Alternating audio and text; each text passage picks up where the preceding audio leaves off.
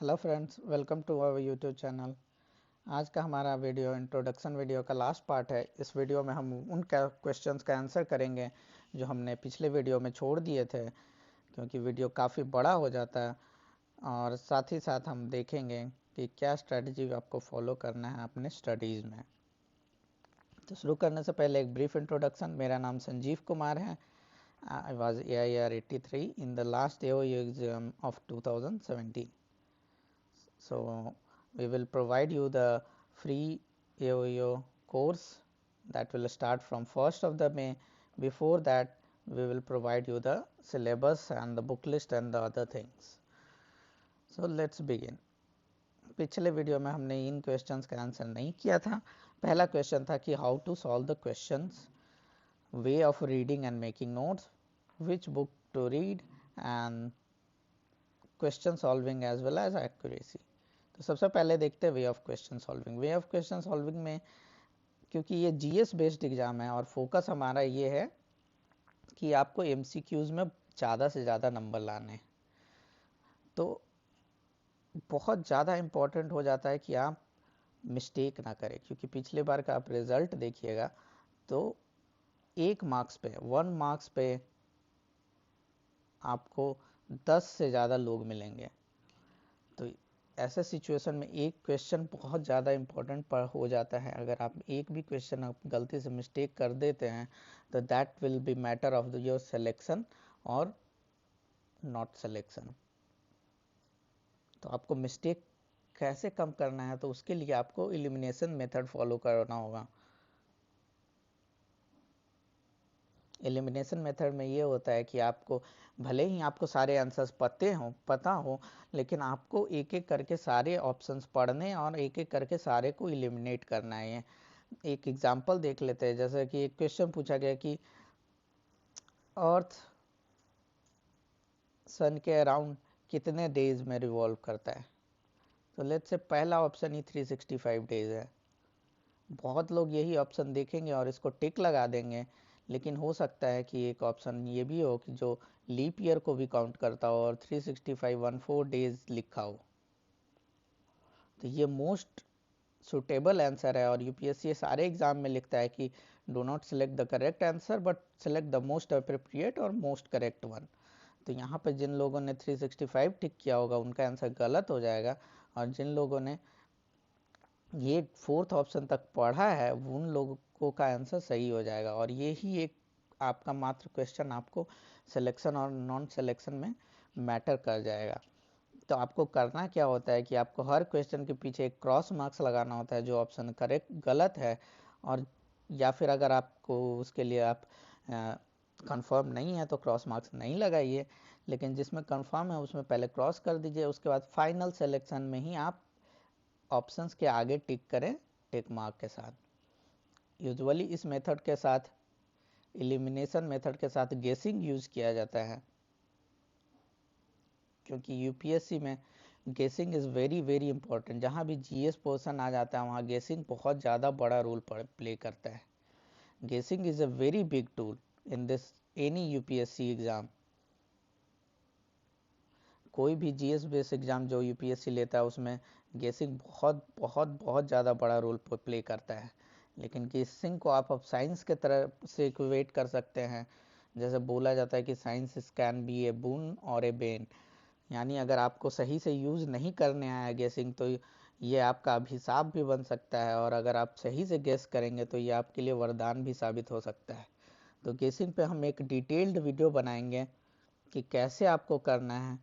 अगर आपको ऑलरेडी ये पता है तो नीचे कमेंट कर दीजिए। अगर जिनको वीडियो चाहिए वो कमेंट करें, ताकि अगर कुछ लोग हो जाएं ये वीडियो देखने वाले तो हम उसका डिटेल्ड वीडियो बनाएंगे। तो आपको ये ध्यान देना है कि आपको एलिमिनेशन और गेसिंग मेथड का फॉलो करना है any MCQ question, MCQ based question जिसमें आपको ज़्यादा से ज़्यादा मार्क्स लाना है। तो ये क्वेश्चन सॉल्विंग का बेस्ट मेथड है और इसको आपको फॉलो ही नहीं, आपको प्रैक्टिस करना है। आपको अगर आप प्रैक्टिस कर रहे हैं घर पे भी तो आपको ये मेथड फॉलो करना है। इतना ज़्यादा फॉलो करना है कि आपका ये इंट्रिंसिक हो जाए और ये इनवॉलेंट्रली ही आप ऐसे क्वेश्चन सॉल्व करें। इससे आपका एरर रेट तो कम होगा ही, आपकी एक्यूरेसी भी बहुत ज़्यादा बढ़ेगी।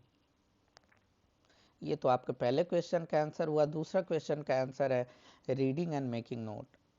तो ये बहुत ज़्यादा इम्पोर्टेंट इसलिए हो जाता है क्योंकि एग्ज़ाम आपका 5 से 6 महीने बाद है और अभी तक यूपीएससी ने तो डेट दे दिया है, बट ये कंफर्म नहीं है कि हो सकता है डेट बढ़ भी सकता है। तो इतने बड़े टाइम पीरियड में आपको इतना बड़ा सिलेबस कवर करना है। Syllabus is vast.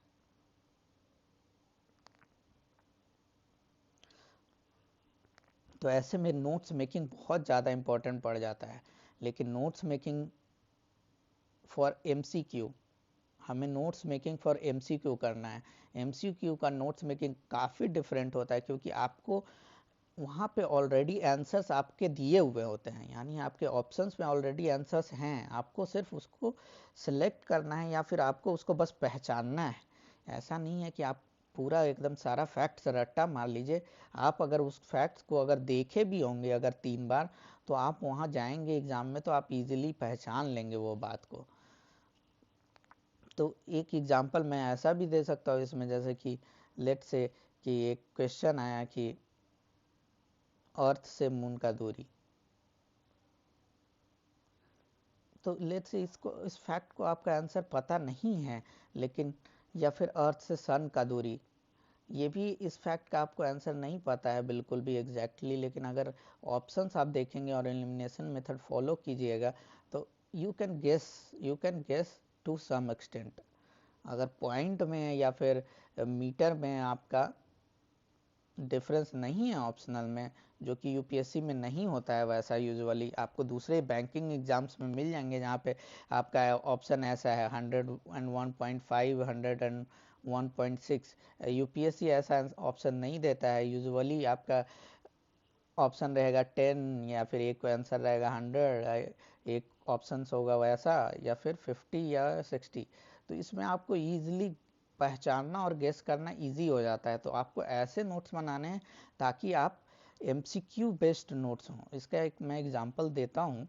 जैसे लेट से आप पॉलिटी पढ़ रहे हैं, पॉलिटी में आपने 5 आपका अलग अलग चैप्टर है, election commission, UPSC, state service commission, CAG, CIC, CVC और उसके अलावा let's say supreme court, high court.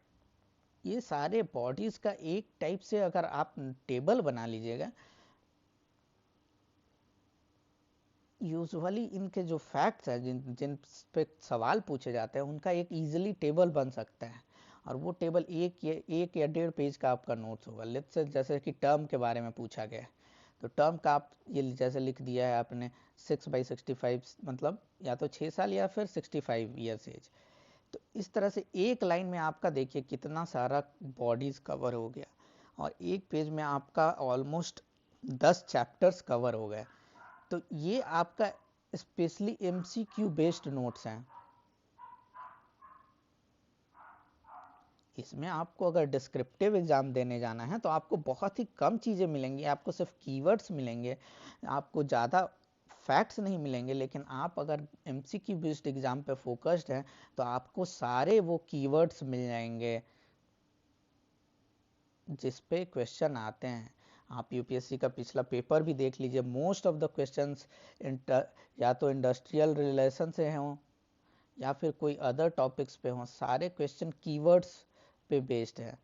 अगर आपको कीवर्ड्स पता हैं, अगर आपको कीवर्ड्स का डेफिनेशन भी पता है तो आप इजीली क्वेश्चन का आंसर गेस कर सकते हैं। तो ये बातें हो गई आपकी हो गई कैसे नोट्स बनाना है। नोट्स बनाना है कैसे, तो आपको एमसीक्यू बेस्ड नोट्स बनाना है, ज़्यादा से ज़्यादा टेबल फॉर्मेट यूज़ करना है या फिर कीवर्ड बेस्ड फॉर्मेट यूज़ करना है। इसमें मैं आपको ट्रेडिशनल नोट्स भी आपको टेलीग्राम ग्रुप का जो लिंक नीचे दिया हुआ है उसमें मैं आपको ट्रेडिशनल नोट्स भी आपको अवेलेबल करवा दूंगा। ये बातें हो गई। उसके बाद आपकी ये आती है क्वेश्चन जो सबसे ज़्यादा पूछी जाती है कि कौन सा बुक और कौन सा बुक लिस्ट हमें दे दीजिए। तो book list is very tricky for this exam, क्योंकि आपका जो भी बुक लिस्ट है अगर आप छोटा सा बुक देखेंगे तो उससे कोई क्वेश्चन पूछा नहीं गया है। और जो भी बुक जिससे क्वेश्चन पूछे गए हैं वो बहुत बड़े हैं, 600 पेज के हैं या 700 पेज के हैं। उसमें आपको सेलेक्टिव रीडिंग करना है।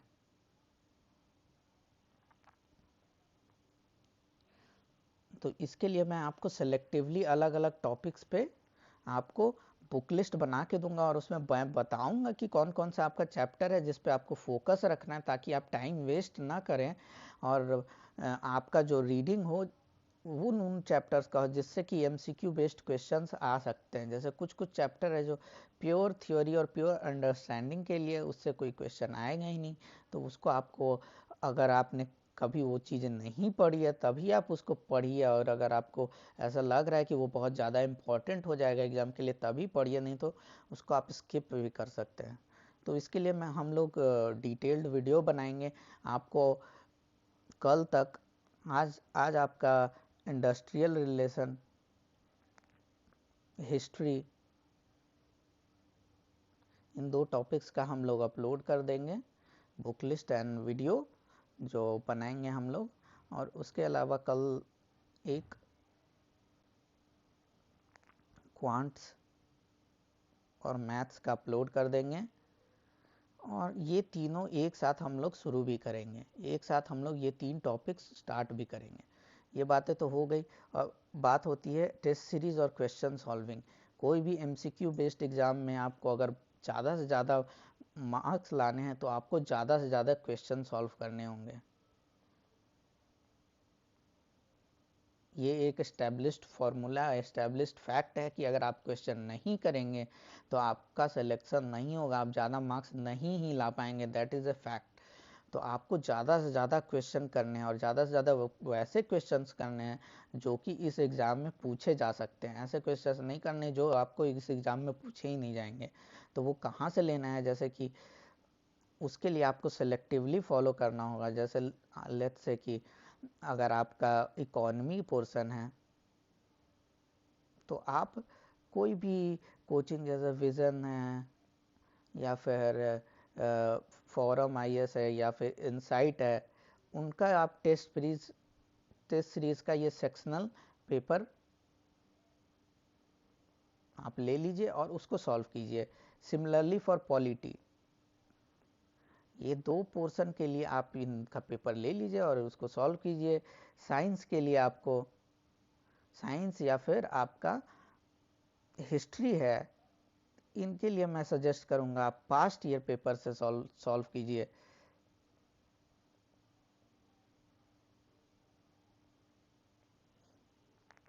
और बचा आपका industrial relation and social security, तो इसका कहीं अवेलेबल नहीं है, वो मैं आपको क्वेश्चन बैंक अवेलेबल करवा दूंगा, आप उससे सॉल्व कीजिएगा। और साथ ही साथ हम लोग टेस्ट सीरीज भी लॉन्च करेंगे जब कुछ अराउंड 100 और 200 स्टूडेंट्स हो जाएंगे इस चैनल पे, तो हम लोग टेस्ट सीरीज भी लॉन्च कर देंगे।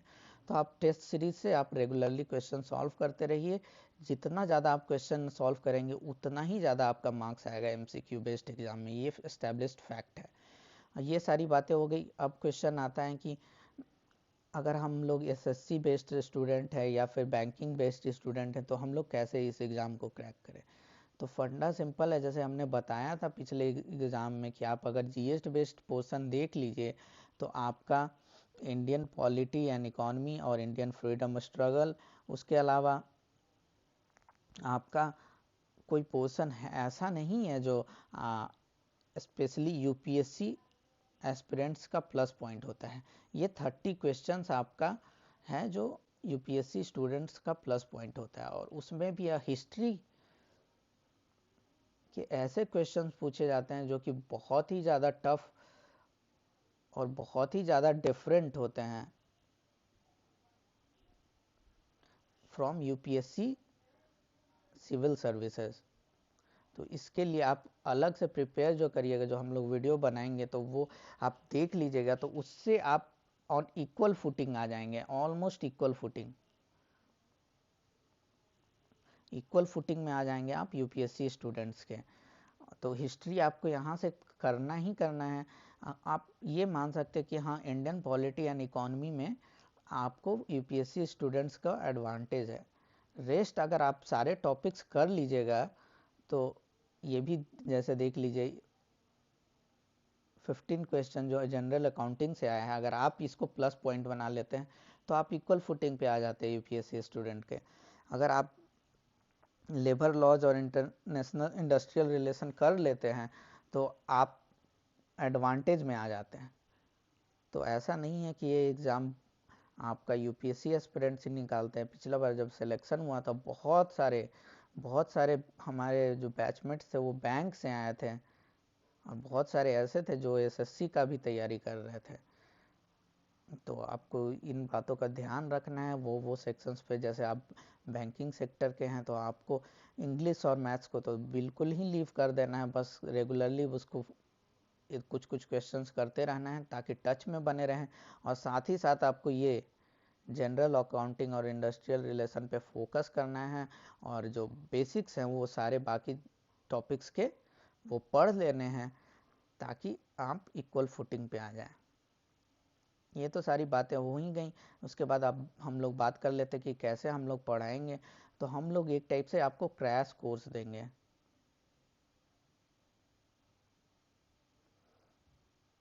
जिसका फोकस्ड हम लोग जो भी स्टडी करेंगे वो एमसीक्यू बेस्ड करेंगे स्टडी। ऐसा नहीं होगा कि आपका हम लोग सिर्फ थ्योरी पढ़ा रहे हैं और किसी को कुछ नहीं पता है कि इस थ्योरी से कैसे क्वेश्चन बन सकता है। कोई भी थ्योरी पार्ट होगा that will be followed by several questions रहेंगे कि हाँ इस टॉपिक को पढ़ा है, इससे ऐसे ऐसे एमसीक्यू आ सकते हैं। हम लोग ये भी बताएंगे कि ये पार्ट आपका थ्योरी है, बस आपके समझने के लिए है, बस अंडरस्टैंडिंग के लिए है, और इससे आपको नोट्स नहीं बनाना है क्योंकि इससे कोई क्वेश्चन नहीं आएगा। और साथ ही साथ हम लोग रेटिंग भी देंगे, जैसे कि हम लोग अगर बोल रहे हैं कि कोई स्टार 3 या 4 स्टार फैक्ट है तो आपको उस फैक्ट को याद करना ही है, क्योंकि ये फैक्ट आपको अगर आप नहीं करते हैं, क्योंकि ये बहुत ही कॉमन हो जाएगा फैक्ट, और ये फैक्ट अगर आप नहीं करते हैं तो that will be disadvantage for you.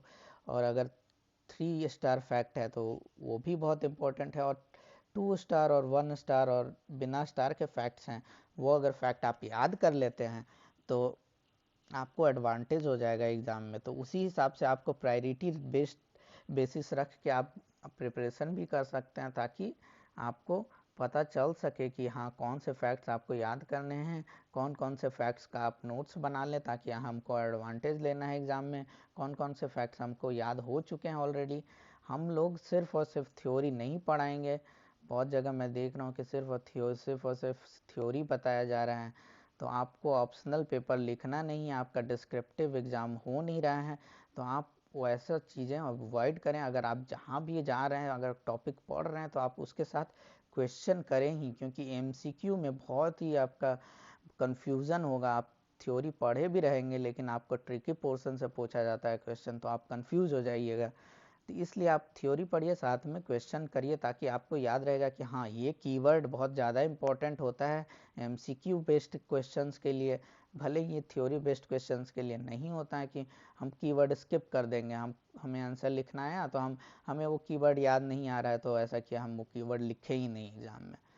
लेकिन हाँ, आपको एमसीक्यू पे वही कीवर्ड पे क्वेश्चन पूछ दिया जाएगा और फिर आप वो क्वेश्चन सॉल्व नहीं कर पाएंगे।